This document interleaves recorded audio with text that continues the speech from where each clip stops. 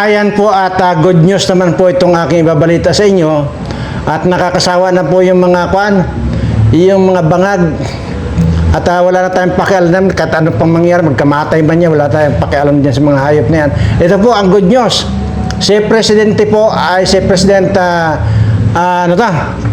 Duterte po ay pinag-iimpake na ni pinag-iimpake na po ni Attorney Kopman, yung pong abogado niya. So, kaya yun po ang napakagandang balita dahil talagang sigurado po yung pagkakasabi ni Attorney Kopman na paiimpakihin na niya itong si President Duterte. Para po malakan ninyo, para po mapatunayan ninyo, ito po papakita ko lang po sa inyo at ilapit po natin. Ayan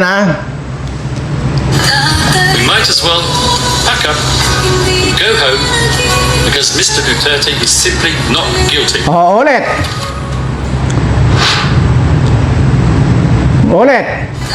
We might as well pack up and go home because Mr. Duterte is simply not guilty. Ayun.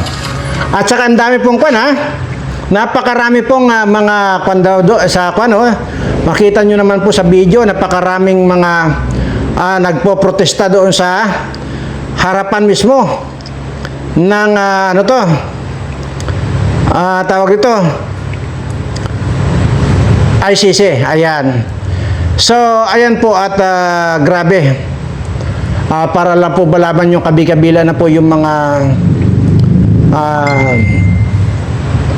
nagrarally po ito, pati dyan sa Supreme Court. Talagang kabi-kabila na po. Mayroon sa Welcome Rotunda, mayroon dyan sa Supreme Court, mayroon din po sa Malacanang ngayon. Habang tulog na tulog po itong si Bangag at hanggang ngayon po hindi pa nagigising at yun nga, nasa malamig na lugar, naka-freezer, ay nagkakagulo na po dyan sa Malacanang. At isa pa, ang pinaupo na presidente, na acting president ay si Recto. Itong Recto na ito, ano bang kinalaman itong animal na Recto na ito?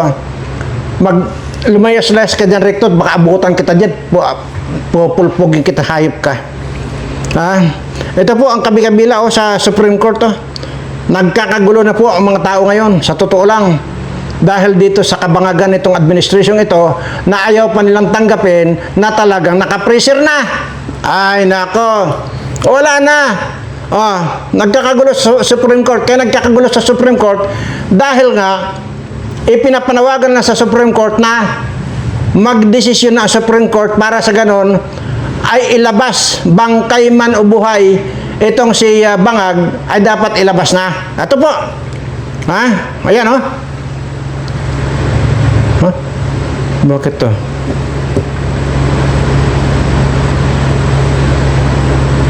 Bakit nawala?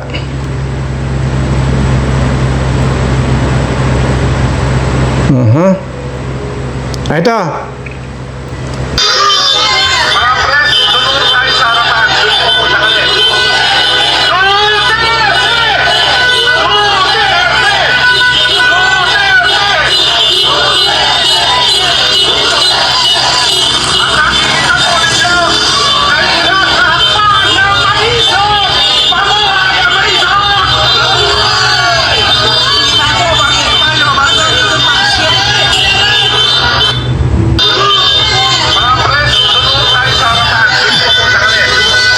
Ang mga nandyan po ngayon, itong Attorney Panilo, Attorney yung si Topacio, nandyan po, marami pong mga abogado nandyan at ay ginigiit nila yung marami pong issue, yung kagaya nung nung ihinain nila na temporary restraining order dito sa impeachment na kinuha nila, binabato nila dito kay Sara Duterte, at itong pagpapauwi kay President Duterte.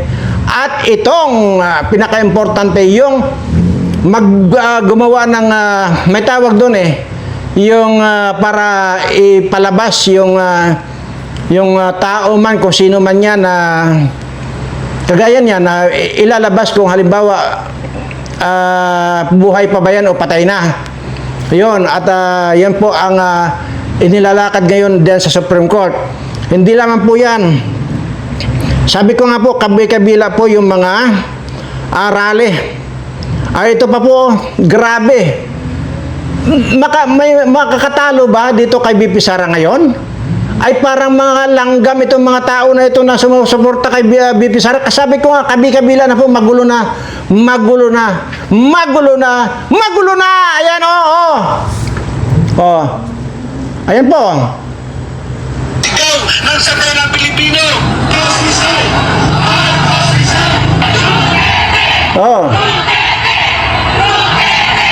Tawang nito, eto ngayon na nakakabinging sigaw ng sabay ng Pilipino!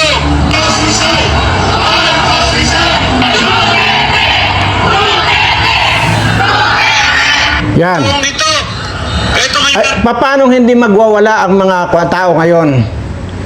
Imaginin mo, mayroon tayong vice presidente na dapat mag-take over kung itong presidente ay inutil na or wala na, hindi na makapagsalita, hindi na mga gaganyan-ganyan na. At kita nyo naman yan, pag nag-i-speech yan may mga ala-alamano pang nalalaman. Ayan, si Recto ang nag-take over ng position bilang isang vice president. Sino ang hindi magagalit niya? Napakarami po, kabi-kabila po ito. Di ko na lamang po ipapakita lahat dahil nakakakuan lang po nakakadismaya lang. Napakarami po ito. Paano hindi magwala dito ang mga Pilipino? Ito, si Recto. Recto ng ulol. President, ilibing na ang dapat ilibing at ipalit ang vice-president, hindi lang Pangulo. Nakuha mo ba rin to? O sadyang bobo ka lang? Di ka ibinoto? Acting president ang posisyon mo ngayon! Ulol ka ba rin to? Ulol! Ayan. Ayun. Kaya talaga. Huwag mo nang antayin Recto na Huwag mo nang antayin na maabutan pa kita dyan. Dahil pag naabutan kita dyan, ibabaon kita dyan. Buisit ka. Hayop ka. Imaginin mo. Ay kasalanan ba ni BP Sara kung nagbangag yung presidente ninyo? Tapos ngayon, dapat siya ang nasa constitutional na dapat siya take over ng pagiging presidente kung hindi na kaya na makabangon yang naka-pressure na presidente ninyo. Di ba? Nakakagalit talaga, sobra. Nakakagalit itong mga animal na ito. Anyway, so antayin po natin ito si President Duterte na uwi at impake na ni Attorney Koopman dahil talaga namang simpleng hindi guilty si President Duterte dito sa mga pinaggagawa nitong bangag nito. Kasama dyan sina Remulla na yan, John Vic Remulla na yan, Boying Remulla na yan. Sige lang, oras nyo ngayon, maniwala kayo, pag naging oras ko, tutudasin ko kayong lahat. Tanginan nyo. Nakakagalit imaginin mo. Ano ba ang ikinakatakot itong bangag administration na ito, lalo na itong butod na ito? Una, kung na naman yan, OIC lang naman. Hanggat buhay si bangag, kung buhay pa hanggat buhay si bangag, magiging OIC lang kung sakali ang vice president. Pero hindi ibig sabihin na automatic na presidente na agad yung vice president. Ngayon, kung that time na habang nagpapagaling siya, kung nagpapagaling nga, ay baka paano yung kung sinasabi yung mga kumakalat na nakapressure na. Pero assuming na nagpapagaling at kung gumaling yan, ibabalik lang naman sa kanya yung pagiging presidente kasi siya naman talaga ang presidente. Magiging OIC lang itong si BP Sara. Bakit si Recto ang ilalagay ninyo dyan? Tanginan nyo. Ay, nagkakagulo na po sa Malacanang. Talagang rally katakot-takot na. Welcome Rotunda.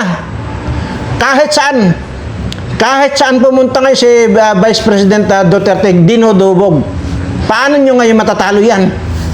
Ha? Matatalo lang ninyo yan kung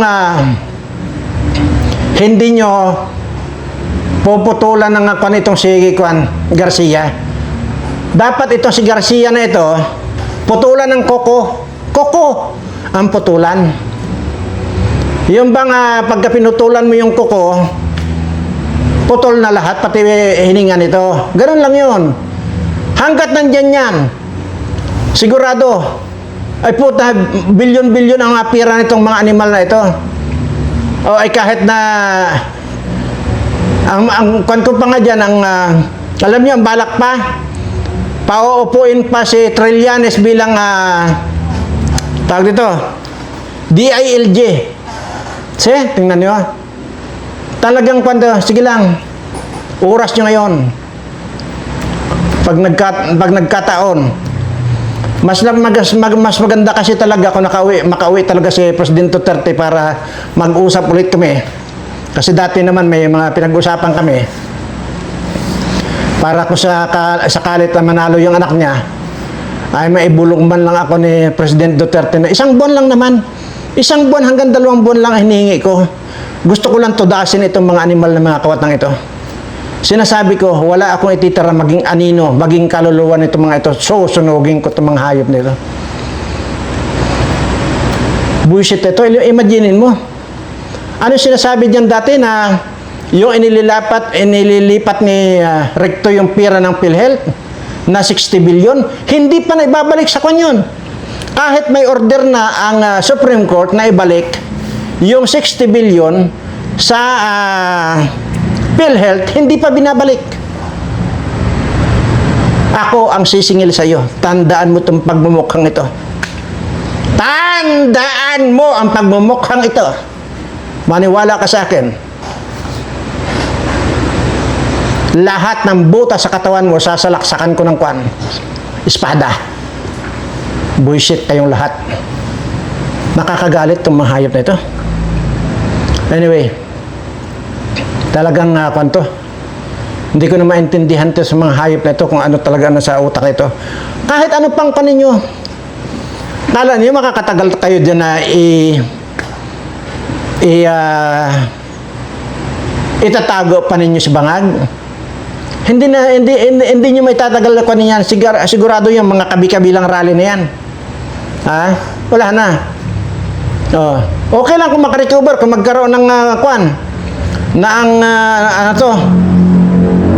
magmilagro, kumbaga. Ay wala na po eh. Nung lang sinasabi na nga na parang saluyot na nagulay eh. Oh. Tapos may nagsasabi naka-pressure na. O ay baka malamang nga. Oh, hanggang kailan niyo itatago 'yan? Tapos ngayon magagalit kayo kung ganito ang mga sinasabi. Unang-una kayo ang nagpapakalat ng fake news, ang hype kayo. Tingnan niyo yung yung yung araw ng kagitingan, ang pinalabas nyo 2025 pa. Ha? Talagang mga ulol talaga kayo. 2025 pa yung pinalabas nyo, hindi yun yung Grabe. At saka para lang malaman ninyo, hindi po magkamayaw ngayon yung kaliwat kanan yung yung salubungan ng mga helikopter. Ha? Ayan mga ng helikopter salubungan ng mga helikopter Ayan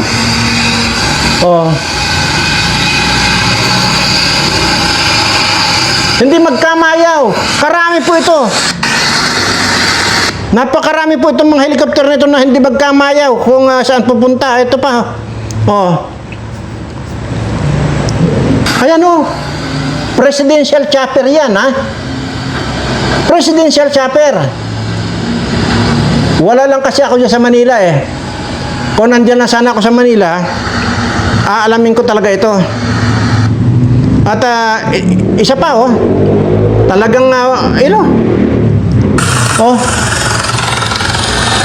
ayan May logo pa ng Office of the President. Hindi magkamayaw. Yung mga helicopter, bakit? Anong pinaggagawa nito mga ito? Ha? Grabe. Ano pa ba ito? Anong mga nandito?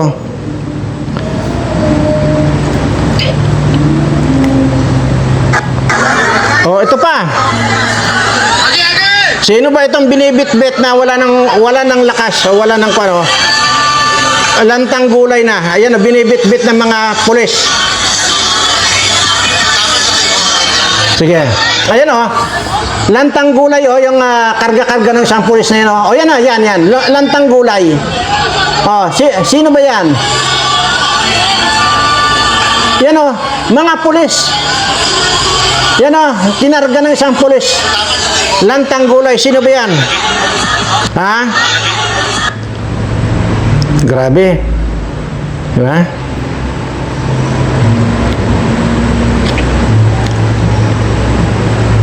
Yan yung sinasabi ko na para sa luyot na yun. Paano hanggang kailan nyo tatago yun? Sinasabi ko sa inyo eh. Ha? Ay, hindi magkamayaw itong mga ito. Ano pa itong isa? Oh. Yan oh. Ito na. Sara Duterte. Tingnan nyo kung gaano karami ang tao. Diyan sa Lunita. Grandstand. Grabe ang tao.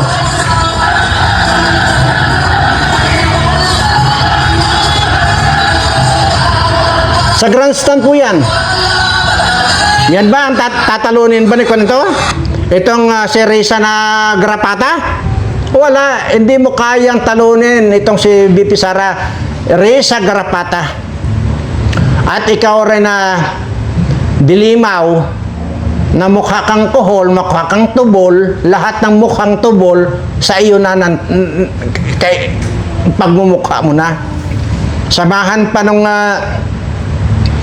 barkada mong singiwi na ganyan lagi, gustong-gusto magpa-interview sa mga media, yung bunga nga niya nakangiwi. Buisit ang kapal ng mukha nitong mga animal ito. Mga ngiwi naman. Ikaw, Risa, abay, imaginin mo, ayaw daw sana niyang tumakbo itong si Risa ng pagka-presidente. Kaya lang daw talaga, nagagalit daw sa kanya ang taong bayan kung magagalit daw sa kanya ang taong bayan kung hindi siya tatakbo bilang presidente. Gago, sinalip ang taong bayan. Ito ang hilig dito mga NPA na ito, na idamay yung mga tao. Ang laging sabihin, taong bayan, taong bayan. Isa rin itong si Erwin Tulfo, nagigil na raw na ma-impeach itong si BP Sara ng taong bayan. Ay tarantado itong Tulfo na ito, samantalang himod tumbong yan kay Duterte dati. Lahat yan, maparapi, Erwin yan. Himod tumbong yan kay President Duterte dati. Pero ngayon, dahil nandun sa dahig, ayan. Pero yan, makakalabas na.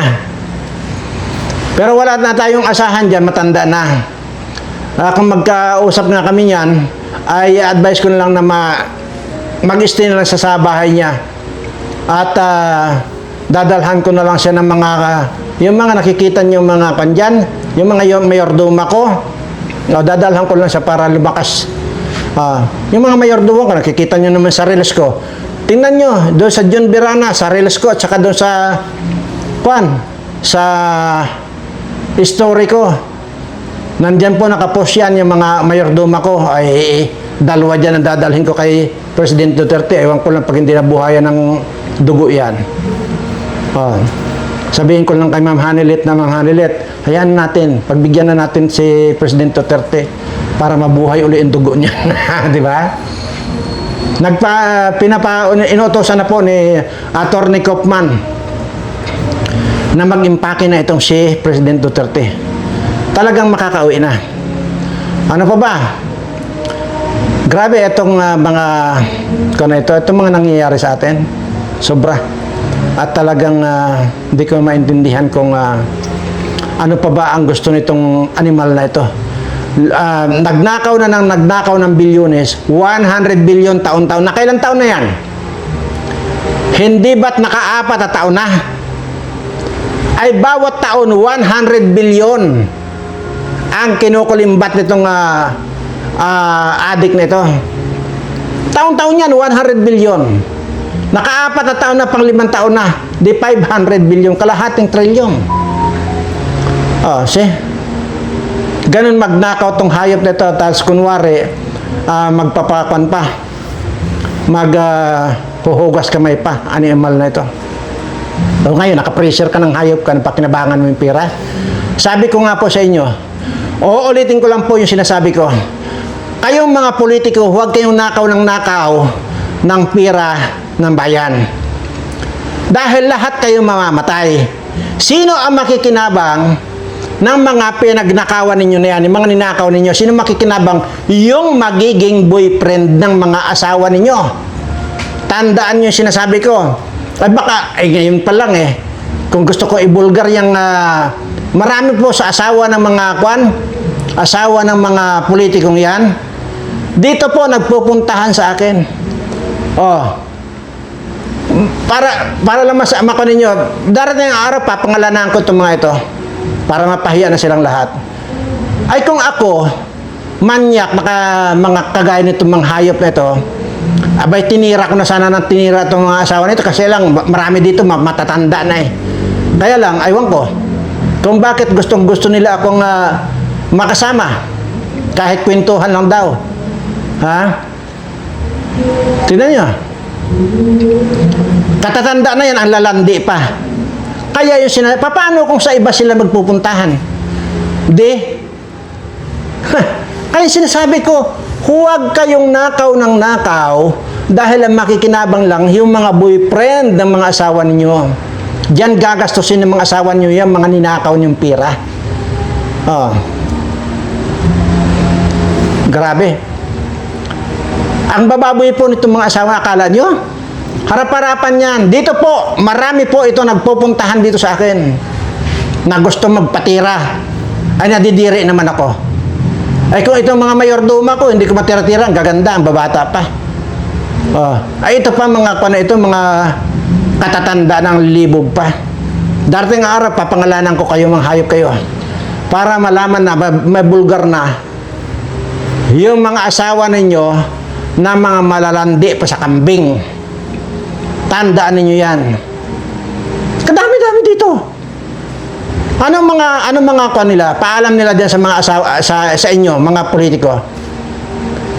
Ang paalam ng mga asawa ninyo, pupunta lang daw diyan sa Puerto Galera.